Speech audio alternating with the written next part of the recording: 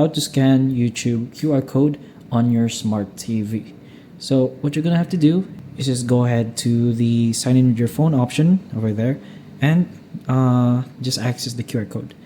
Once you've done that, just go ahead to a QR code scanner from your phone. You should be able to find something like a scanner over here.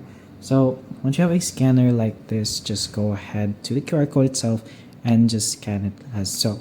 You can go ahead and press on open in browser directly, and it's gonna show up with this. So open with YouTube, so you can go ahead and press on once, and you can choose an account.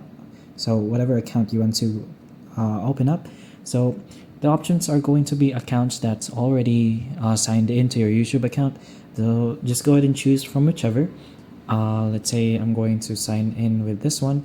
Just go ahead and press on continue, and you'll be able to sign in your YouTube TV once you go ahead and follow with the process over here.